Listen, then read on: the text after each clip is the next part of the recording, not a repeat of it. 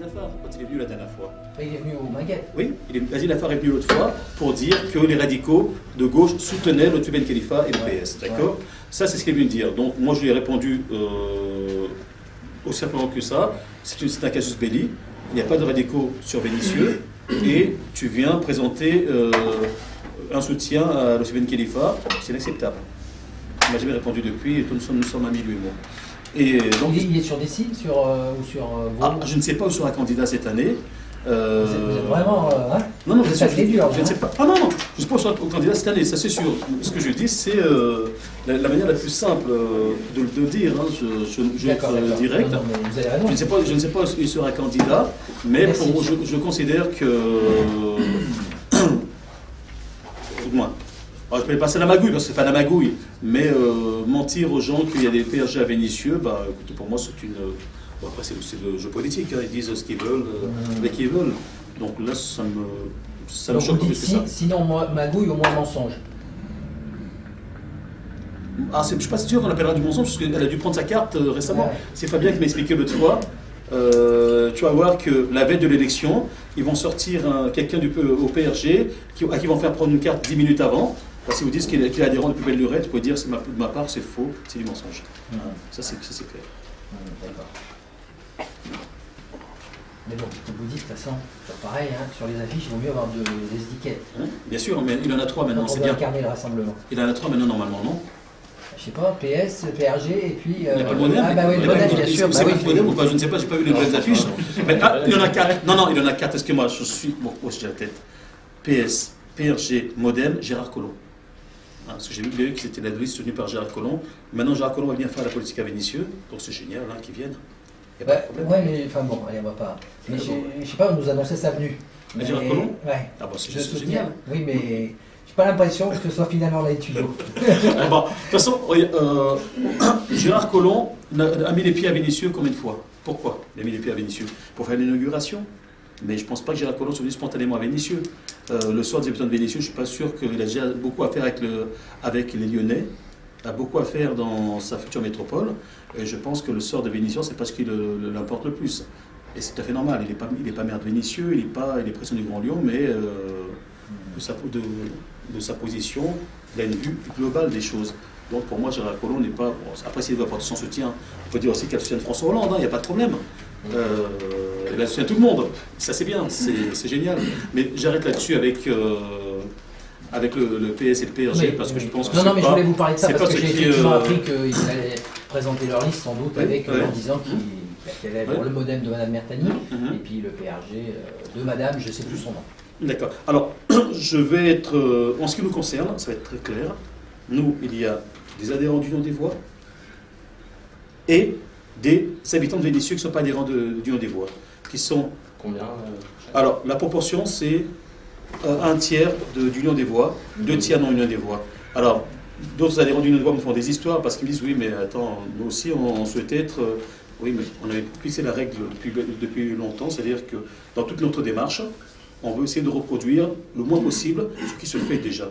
C'est-à-dire qu'on n'est pas parti avec l'idée que si on était élu, la moitié du conseil municipal serait Union des Voix pour qu'on ait la facilité de faire passer les messages. On a suffisamment confiance dans notre message pour se dire qu'on peut prendre le risque que la majorité du conseil municipal ne soit pas des adhérents d'Union des Voix, parce que avant de commencer, on s'est mis d'accord sur un projet, et ce projet-là, tout le monde y adhère, et surtout, ils adhèrent à la mission que je donne à tout le monde, c'est servir. Donc servir. Ça veut dire que, quelle que soit la personne, quelle que soit sa position, elle doit se dire, si elle est élue, sa première mission, c'est servir. Servir, c'est être à l'écoute, répondre. Je réponds oui, je réponds non, mais je réponds. Servir, c'est être présent. Servir, c'est aussi travailler en équipe et surtout, tous tirer dans le même sens, le sens qu'on a décidé avant. Et si on a un souci, ben on le règle entre nous. Voilà. Parmi les candidats, vous avez monsieur Yavuz Ramazan qui est là, qui est en votre position sur la liste. Je vois M. Pipidja me dire, Elle est où votre liste? Non, non, non, vous ne l'aurez pas avant qu'elle soit validée par la préfecture. Elle a été déposée. Non, j'ai rendez-vous demain à 11h30. À 11h30, donc il n'y a pas de souci. Hein, ça sera, mardi, quand je la propose, s'ils prennent tous les éléments, donc elle peut être diffusée dès mardi après-midi. Demain, oui. Elle peut être diffusée demain après-midi sur le site, sur Facebook, donc il n'y a pas de souci. Alors, le site, c'est Eleazar Bafunta 2014. Non, je ne sais pas si non, c'est pas. De toute façon, quelle soit l'adresse, tout va aller sur syndiqué. Donc eleazarbafunta 2014.com.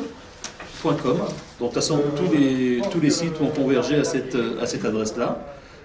Il est quasi complet, hein, il a été livré, on l'a corrigé jusqu'à hier soir. Il a été livré dans la nuit, donc il reste les informations à rentrer à notre niveau, donc les actualités, voilà. Donc ça sera sur le site normalement demain en début d'après-midi. Donc comme je disais, c'est 15 personnes du Union des voix, et c'est peut-être 16 parce qu'il y a une personne qui a adhéré à l'Union des voix juste récemlement. Nous, on a déjà des adhésions récentes. S'il faut 3 mois, ils comptent pas. Non, parce qu'elle était déjà sur la liste avant d'adhérer. Elle était déjà sur la liste avant d'adhérer. Alors, vous avez des gens de tout âge, forcément. Vous avez des jeunes de 18 ans. Vous avez des moins jeunes de 60, 70 ans, de 60 ans. Parce qu'on n'a pas voulu faire comme certains partis, c'est-à-dire mettre que des personnes âgées en leur demandant de signer en bas sur une feuille. Donc on a bien demandé le consentement, on a bien expliqué aux personnes, elles sont déplacées elles-mêmes pour venir dire oui, je m'engage sur la liste, et ils ont fait leur signature ici et pas chez elles. Donc les personnes âgées qui sont sur notre liste n'ont pas été contraintes et forcées à se présenter avec nous. Voilà. Alors ça surprendra certainement certaines personnes parce que c'est des personnes âgées il y a au moins deux d'entre elles qui agissent beaucoup sur Vénissieux, et tout le monde croyait qu'ils étaient affiliés à notre parti. Maintenant, ils sont bien avec nous sur la liste. Les noms Demain. Demain. La liste, Demain, parce que si on arrive à la préfecture, aujourd'hui on a 56 noms, donc les 49 prévus, et on prend une marge au cas où il y aurait un souci administratif, par exemple. On a 2 personnes qui avaient fait leur changement de résidence depuis 4 mois. Les documents ne sont pas arrivés, je n'ai pas compris comment. En tout cas, ils ne sont pas inscrits aujourd'hui sur la liste de Vénissieux. Donc là, par exemple, ça a été une surprise pour nous. Donc on les a enlevés, mais je suis sûr de leur démarche, parce que j'étais là quand ils ont fait la démarche, au téléphone, et le courrier, quand ils l'ont envoyé, j'étais là. Il y a des personnes qui étaient en soutien sur la liste des uns et des autres, et qui ne savaient pas encore qu'on était candidat, qu'on avait signé cette liste-là. Donc ces personnes-là, forcément, on ne les prend pas sur notre liste. Parce qu'on ne peut pas avoir signé un soutien à une personne à une époque, puis se présenter sur une autre liste. Donc ça freinait un petit peu la réalisation de cette liste. Donc, là maintenant tout est clair, c'est fait, et ça va être présenté. Bon, évidemment, c'est toujours très sensible, mais évidemment, parmi vos détracteurs, il y en a qui disent que ça sera une liste communautaire de plus. Alors, il n'y a pas de problème, je pense qu'on appelle communautaire. J'ai toujours répondu à une question qui est toute simple. Pour moi, un électeur, un candidat est français. Je ne hiérarchise pas les Français, je ne classe pas les Français. Pour moi, il n'y a pas un Français qui ait plus de valeur que l'autre. Vous savez, quand on est sur un champ de bataille, la balle qui arrive en face ne regarde pas si vous êtes noir, arabe, asiatique, ainsi de suite. C'est quand il tire en français, il tire sur un français quelconque. Moi, je ne rentre jamais dans ce débat-là, parce que je sais pertinemment que beaucoup de gens qui peuvent parler de ça, peuvent critiquer ça. C'est beaucoup de gens, entre le 45, on se demande où étaient leurs grands-parents. Moi, je suis été mon grand-père entre le 45. C'est un monsieur qui n'avait pas besoin de faire l'armée, parce qu'il était fils de chef, que le résident français ne voulait pas l'inscrire sur la liste des soldats. Il n'a pas été forcé de bien faire la guerre. Il a marché de son village pendant 2 jours jusqu'à Brazzaville pour venir se faire enregistrer là où il n'était pas connu. Avec ses gars, il a embarqué des jeunes de son village pour aller défendre la France. Il ne s'est pas demandé à ce moment-là, est-ce que je suis français? Est-ce que je ne suis pas français? Est-ce que je fais du communautarisme? Je fais du communautarisme. Il est rentré vivant, donc ça va. j'en veux peu, je vois personne. Il est revenu vivant avec un placard de médailles dans la croix de guerre. Les personnes qui me parlent de communautarisme, c'est les personnes qui, dans leur état d'esprit, oublient que être français, c'est pas une couleur de peau, c'est pas une religion. Être français, c'est l'état d'esprit, c'est l'amour pour un pays, c'est l'amour pour les gens, et c'est la volonté de vivre parmi d'autres pour un dessein commun. Si vous regardez bien les gens qui ont construit ce pays-là, c'est pas la chrétienté qui a construit la France. Je regrette. Les Gaulois étaient des païens. Tous les brassages qu'il y a eu avec les invasions barbares, qui ont constitué la France, qui ont créé l'image de la France, ce n'était pas uniquement des hommes blancs ou des femmes blanches qui l'ont fait. Pendant les guerres, toutes les guerres impériales, qui a fait ces guerres impériales? Les Poniatowski, ils viennent d'où? On ne dira pas de communautarisme quand on parle de gens comme Poniatowski. Comme Copé, on ne dira pas de communautarisme, mais parce que c'est pas tout le temps parlant de communautarisme. Moi, je considère que les Français sont des Français. Maintenant, sur notre liste, il y a des Français de certaines confessions. Ça peut être musulmane, chrétienne, agnostique, ainsi de suite. Il y a des Français qui ont des origines africaines, asiatiques, européennes. Oui. Il y a même une personne qui n'a jamais voté de sa vie. Parce qu'elle ne savait pas qu'elle pouvait voter parce qu'elle était portugaise. Alors, le portugais, c'est quoi? C'est du communautarisme. 40 ans de Vénitieux, jamais elle avait voté. Personne n'avait dit qu'elle avait le droit de s'inscrire sur les électorales en tant que ressortissante européenne. Personne n'avait dit qu'elle avait le droit de voter. Et aujourd'hui, vous avez encore beaucoup de gens, des Espagnols, des Italiens, qui ignorent qu'ils peuvent voter. On appelle ça du communautarisme. Et en plus, elle peut être candidate sur une liste aux élections. Donc moi, tout ce qui parle de communautarisme, pour moi, c'est... Je balaye tout ça. Je suis français, que ça leur plaise ou pas, parce que je suis noir, je conduis une liste. Vous avez un blanc qui conduit une liste. Pourquoi on ne dirait pas que s'il y a que des blancs dans une liste, c'est communautariste? Dites-moi, c'est bien ça le communautarisme? Non, mais la question, c'est par rapport à Vénitieux et à cette diversité. Oui. Donc, effectivement, la question, c'est ça. Est-ce que la liste de M. Bafouta, comme celle de M. Jacobella qui est à côté, est représentative de la diversité de la ville? La mienne, je pense que oui. Maintenant, on peut regarder toutes les listes qui sont présentes. Elles seront beaucoup plus claires que la mienne, certainement. Et ça, c'est pas la représentativité. D'accord? Si vous voulez rentrer... Alors, on n'a pas de statistiques ethniques en France, c'est dommage. Si vous voulez rentrer dans les statistiques ethniques, regardez bien, est-ce que les listes sont représentatives ou pas? La mienne est représentative des gens de Vénitieux.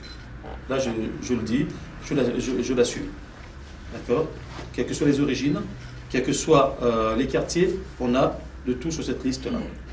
Des hommes, des femmes, des gens qui travaillent, des gens qui ne travaillent pas, des étudiants, des gens qui ont travaillé un moment, qui ont perdu leur emploi. On a Vénitieux. D'accord, d'accord. On n'a pas... Ah, si, docteur, s'il y en a, parce que je suis docteur. Mais il n'y a pas de... Qu'est-ce qui nous manque sur la liste? Si on a des docteurs dans la liste de soutien, on a des ingénieurs sur la liste de soutien, on a des gens qui ont quitté Vénitieux à une époque qui nous apportent leur soutien. Il y a du tout. Donc, moi, la notion de communautarisme, pour moi, elle n'a pas lieu d'être. Parce que quand je regarde, je ne me crée jamais « Oh, l'Assemblée nationale est communautariste parce qu'il y a 90% de blancs. » Non. Pour moi, c'est des élus français qui sont là. Ils ont été élus par d'autres Français. Et je m'arrête là. Je ne veux pas regarder la couleur de la peau, je ne veux pas regarder les origines culturelles, je ne veux pas regarder les origines géographiques. Il n'y a pas si longtemps que ça, un Auvergnat aurait fait partie de la culture du communautarisme. Comment ça s'appelle? Les Bougnats à Paris, créaient une communauté aussi, c'était communautaire à l'époque. Aujourd'hui, on parle de communautaire parce qu'on n'est pas blanc. Désolé, pour moi, ce n'est pas du tout la manière de concevoir les choses. Et cela, je vais, si vous permettez, dans la même veine, donc les gens qui crient au communautarisme, il y a ceux qui crient aussi, alors je ne donne pas de nom, c'est mes chers collègues du Parti Socialiste, alors je ne sais pas quel âge, historique ou hystérique, lequel? L'un ou l'autre. Qui vont dire, qui vont répandre la bonne nouvelle auprès des habitants. M. Bafouta, en tant qu'adjoint au maire, n'a jamais aidé personne. Ok. M. Bafouta, en tant qu'adjoint au maire, ne pense qu'à lui. M. Bafouta, en tant qu'adjoint au maire, il n'a servi à rien. Et parmi ces personnes-là... On entend ça. Hein? On entend déjà. Bien sûr, on entend. Alors, je vous ai juste sorti ceci. Ça mug. Vous avez demandé à Anke,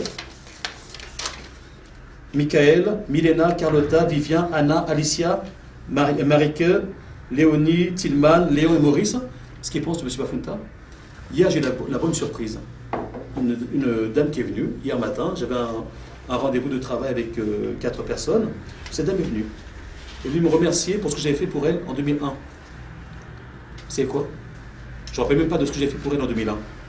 Parce que mes actions n'ont jamais été calculées pour quoi que ce soit. Je fais une action pour les gens, je la fais de manière collective. Je ne vais pas me revendiquer d'avoir fait une action. Moi, M. Bafunta, j'ai fait une action pour telle personne. Alors, elle, c'était un cas de séparation avec son mari, qui était loin, qui n'arrivait pas à revenir en France.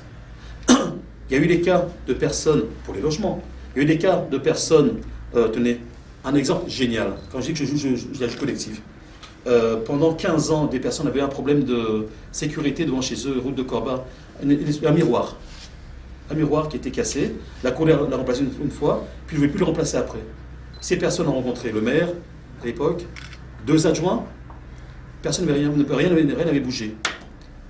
Quand j'ai rencontré ces personnes, et que j'ai répondu à leurs attentes, je l'ai fait dans ma qualité d'adjoint au maire. Je n'ai pas fait parce que je voulais tirer la couverture à moi. Et il se trouve qu'une fois que c'était réglé, j'étais en conseil de quartier, puis je croise le mari de la dame qui était venue me solliciter, je ne connaissais pas.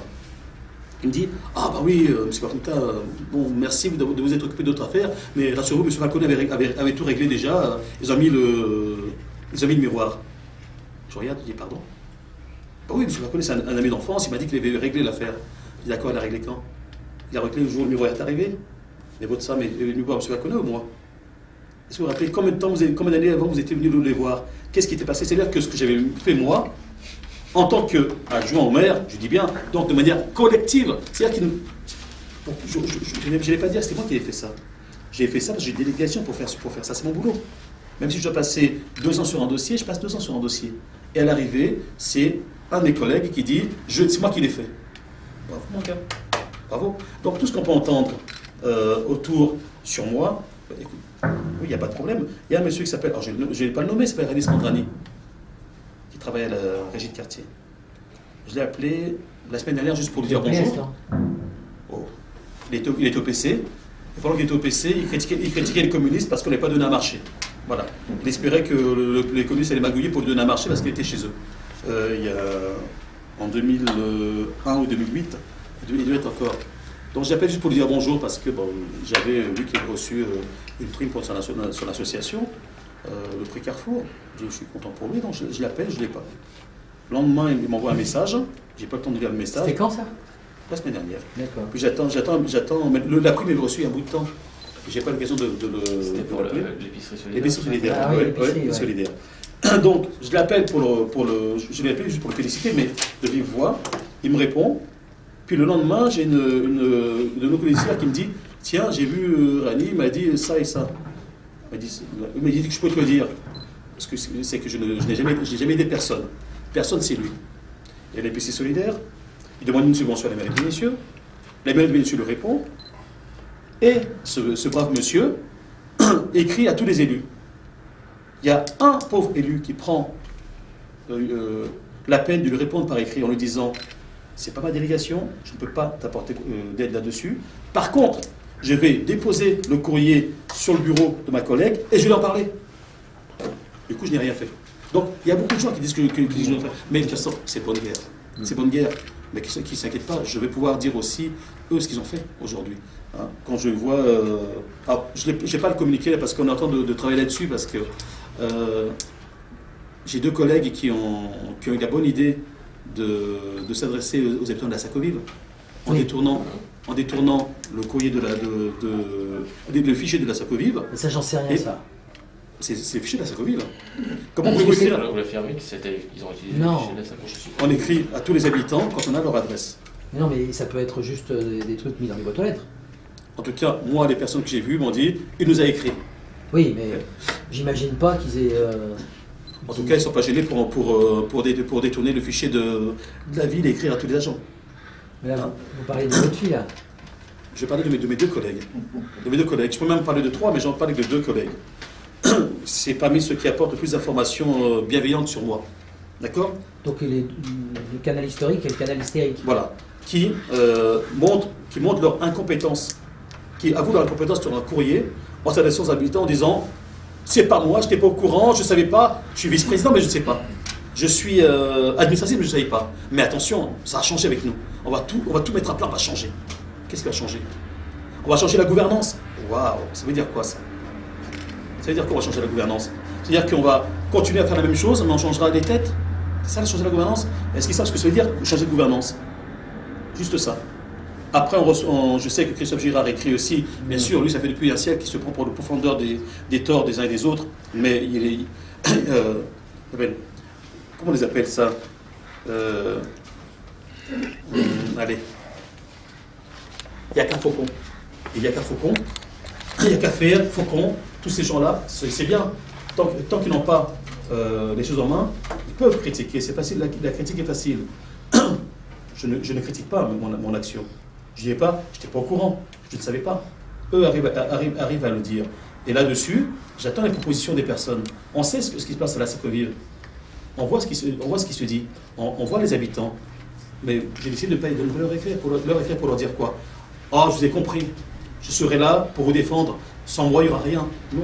On part de l'idée qu'on donne des réponses concrètes aux gens. La première réponse concrète, c'est nommer un élu d'opposition à la présidence de la Sacovive, ce que personne n'osera faire.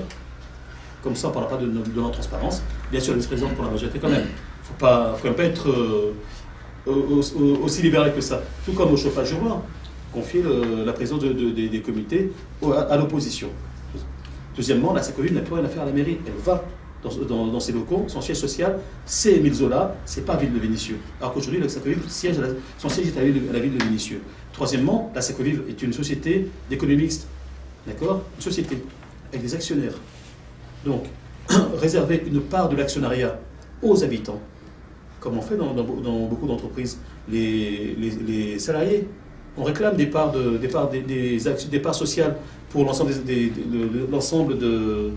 salariés de manière indivisible. Pourquoi on ne demande pas ça dans les sociétés d'HLM? On peut le demander. Comme ça, si on passe à l'administration, ils portent leur propre parole pour cette administration. Donc là, qui viennent nous parler de gouvernance, moi je leur dis, voilà ce que nous on va faire. Donc, c'est pas de la gouvernance, c'est pas de la transparence, c'est de l'action. Donc là-dessus, il n'y a pas besoin qu'on leur écrive pour leur dire qu'on va faire ça. Nous annonçons ce que nous allons faire.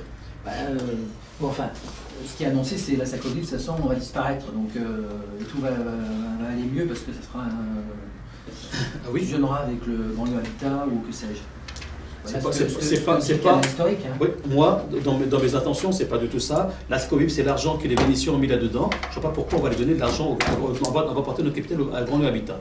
Okay. Je pense qu'il y a beaucoup de gens qui sont signés 80 et il n'y a pas de raison qu'on apporte qu'on aille se livrer pied et poing à Gérard Collomb, pour l'instant. Je pense que c'est lui qui sera encore le président de la métropole. Mais avec tout le respect que je dois au sénateur maire de Lyon, et avec tout le respect que j'ai aux institutions, parce que je ne vais pas combattre la métropole si la loi a prévu que la métropole devait exister en 2015. Donc je m'intègre, je respecte les institutions, je vais dans le sens où ils disent, mais je ne vais quand même pas aller offrir les joies de la couronne et dire merci en même temps. Bon. Ils peuvent prévoir ce qu'ils veulent. Moi, dans mon esprit, ce n'est pas prévu qu'on donne la Sacovive au Grand Lyon.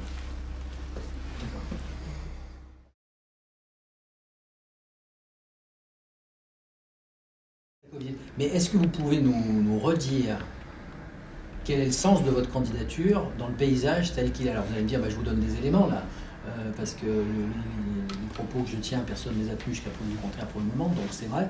Merci de l'avoir connu. Mais voilà, là pour le moment on est à 8, peut-être 9 listes, si tant est que tout le monde aille au bout. Qu'est-ce qui justifie votre candidature dans Qu'est-ce qui justifie la candidature des autres?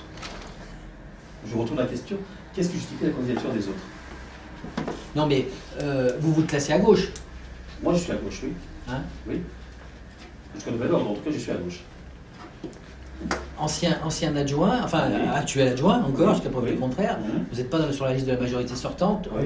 Qu'est-ce qui justifie que vous ne soyez pas sur la liste de Mme Picard Alors, tout à l'heure j'ai retrouvé un texte de 2008, du 5 mars 2008. C'était un meeting à la salle Jules Curie. Et je disais, donc je me suis rendu compte que finalement, dès cette époque, j'étais déjà conditionné dans cette idée-là où je disais que je ne suivrais pas d'autres têtes de liste. Il me semble que c'est ce qui était marqué. Non, c'est pas c'est ce que je disais réellement. Deuxièmement, nous pensons que nous avons un autre message à faire passer. Et ce message-là, pour le faire passer, soit on se noie dans une liste qui va dans laquelle nous allons porter, soit on le dit de manière de plus audible, nous-mêmes. Donc, nous avons choisi de le dire de manière plus audible. Nous avons été approchés, pas par la liste de la majorité, contrairement à ce qui est dit, nous n'avons pas été approchés par la liste de Mme Picard. D'accord ? Nous avons été approchés par Samuel Dicken, nous avons discuté, nous avons entendu ce qu'elle avait proposé. Je suis revenu, comme je l'ai dit, auprès du bureau local pour en parler. Et il se trouve que la possibilité d'alliance n'a pas été retenue. J'ai été approché de manière discrète puis directe par le Parti socialiste en tant que tel, donc via un ami de Villeurbanne, à qui j'ai expliqué pourquoi voulez-vous qu'on fasse alliance avec vous, si c'est pour me donner ce que Mme Picard peut me proposer d'avoir. C'était un poste d'adjoint pour moi et 3 postes de conseillers municipaux. Et éventuellement, si nous étions bien, un poste de conseiller communautaire. Ben, attendez, vous voulez m'acheter? Je ne suis pas à vendre. Je ne suis pas à vendre. Les gens courent peut-être derrière les postes. Les gens courent peut-être derrière l'élection, le titre. Je ne cours pas derrière les titres, je ne cours pas derrière les honneurs. Aujourd'hui, nous sommes dans un autre parti qui n'a pas signé d'accord avec personne, qui n'a signé d'accord avec personne. Donc, je ne vois pas qu'est-ce qu'on doit avoir de plus pour légitimer notre participation. Et ce d'autant plus que notre message est clair. Dans le document que je vous ai donné, dans ce document-là, c'est le résumé de ce que nous avons discuté avec les habitants depuis 2 ans et demi. Alors, depuis 2 ans et demi, nous ne pensons pas aller au municipal. Non. Depuis 2 ans et demi, nous travaillons pour notre parti, avec les habitants, pour voir comment améliorer ensemble la situation. Donc, ce qui est là-dessus, c'est qu'il a été discuté avec des symphoniards et avec des Vénitiens. Alors, donnez-moi un seul parti représenté aujourd'hui sur les municipales à Vénissieux qui a eu cette démarche. C'est un petit peu ce que dit Christophe Girard également. Oui, Christophe Girard, il est parti rencontrer les gens, mais il a écrit son programme, lui.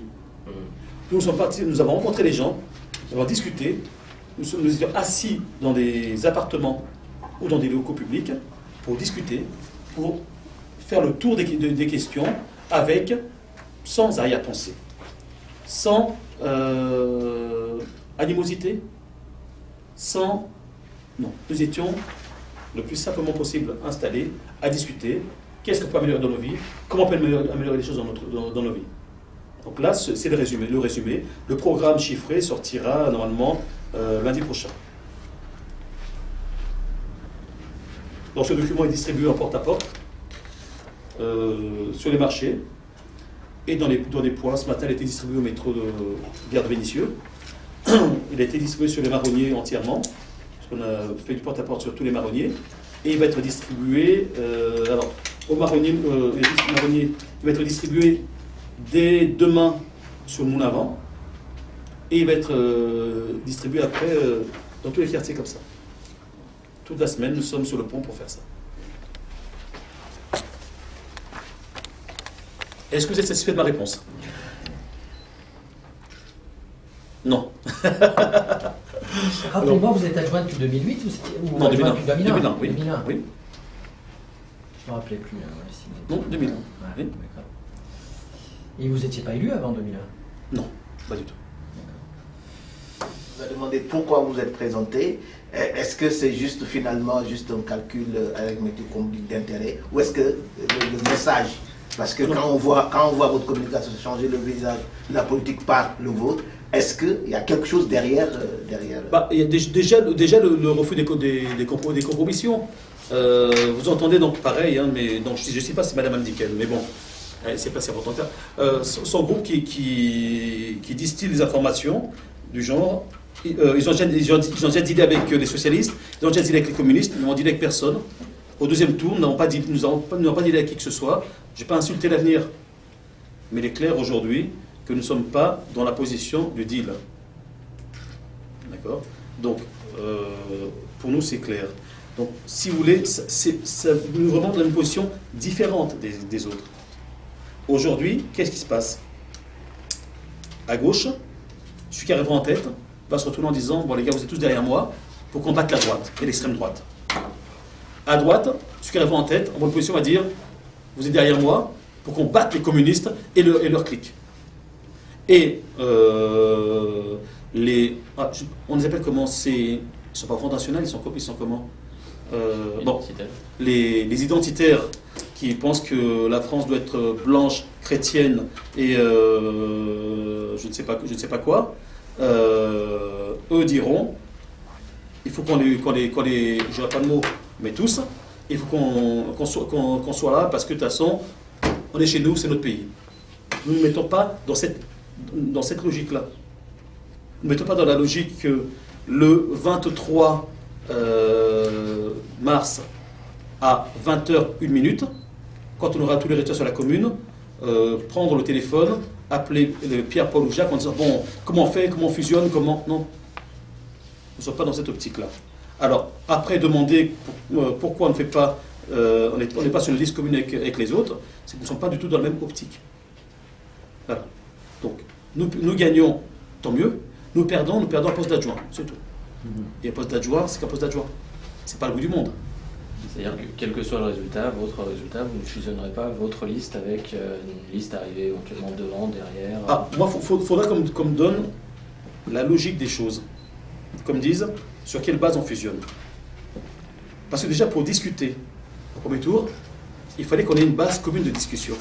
La base commune de discussion de toutes les personnes, c'est quel poste je veux avoir, combien d'élus je veux avoir, comment je vais faire.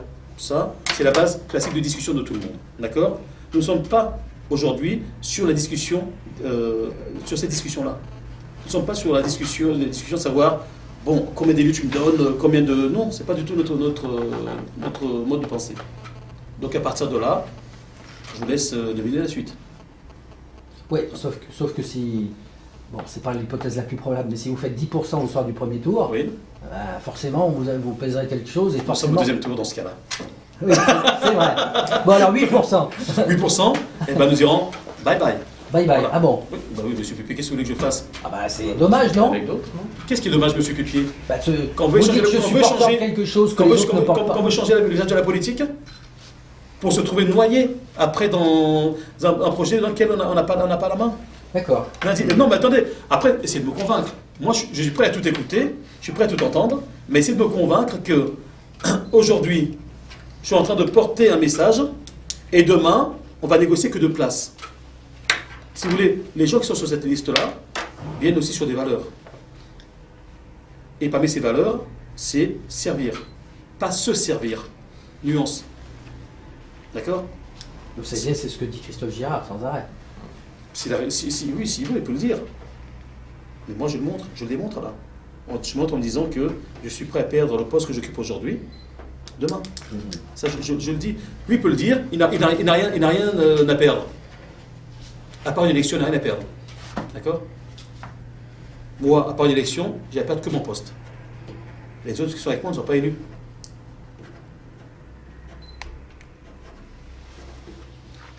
Donc ça, mettez-le bien clairement. Dites-le bien clairement. Et tout ça, pour nous, sans animosité, sans baver sur Pierre-Paul Jacques, si vous voulez, c'est pas du tout dans nos intentions. Okay? Nous sommes dans notre mouvement, nous faisons les choses aussi tranquillement que ça, puis nous verrons bien. Bon, si nous faisons 49,5, vous allez peut-être réfléchir pour négocier avec quelqu'un. Non, c'est une boutade. Okay. Bien. Alors, j'ai fait du café, personne n'a pas du café. Attendez, monsieur Pied, il faut marcher avec du... Non, mais attendez. Avant d'aller interviewer quelqu'un d'autre, ne vous gênez pas. Avant de... On va partir. Moi, je veux bien boire un peu de café.